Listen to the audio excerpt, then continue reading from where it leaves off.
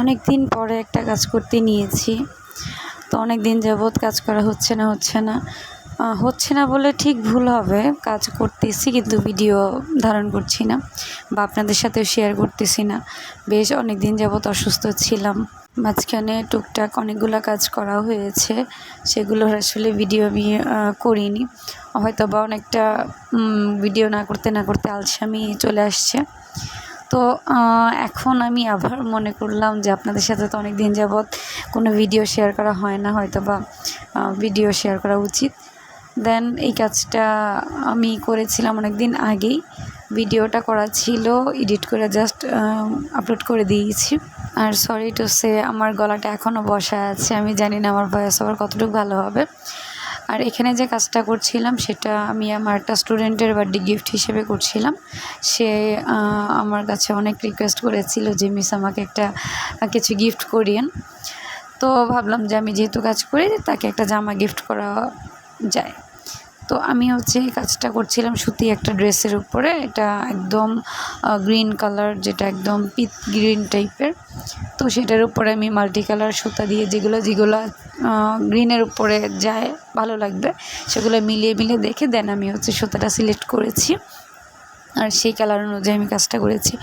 আর এখানে আমি কিছু ফুল পাতা ডাল এগুলো দিয়ে কাজ করার চেষ্টা করেছি। আর এখানে সুতাতে আমি রেখেছি লাসি সুতা, বিভিন্ন নাম আছে এই সুতাটার আসলে, কিন্তু আমি লাসি সুতা হিসেবে চিনি। আর এখানে আমি অনেকগুলো সেলাই ইউজ করেছি, ফ্রান্স নোট ইউজ করেছি, তারপর ডালফুর ইউজ করেছি, নর্মাল ভরাট সেলাই ইউজ করেছি, তো ব্যাকস্টিচ ইউজ করেছি, অনেকগুলো সেলাই আর কি এখানে ইউজ করা হয়েছে।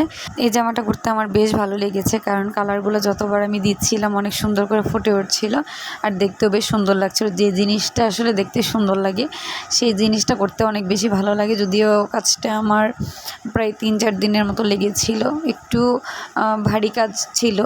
আর এখানে আমি বেশ কিছু সিকোয়েন্স ইউজ করেছি, পুরা জামাটা আমি ভরাট করার চেষ্টা করেছি যেন গর্জিয়াস একটা লুক আসে। আর নিচে যেহেতু আমি মোটা করে সুতার কাজ করেছি, ফুল পাতা দিয়েছি, আর বুকের উপরে সেম কাজটা ছিল।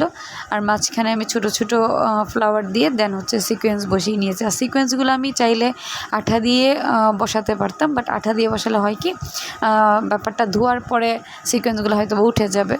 আর তাই আমি জাস্ট এটাকে আরও শক্তপোক্ত করার জন্য সুই আর সুতা দিয়ে বসিয়ে নিয়েছি।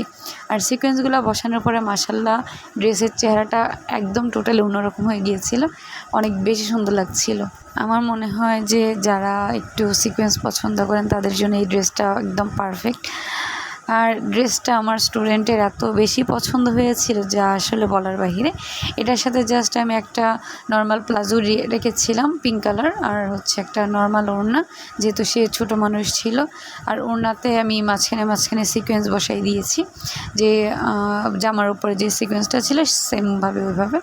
আর হাতাতেও আমি সেম জামার নিচে যেই কাজটা করেছি হাতাতেও সেম ওই কাজটাই করে রেখেছিলাম।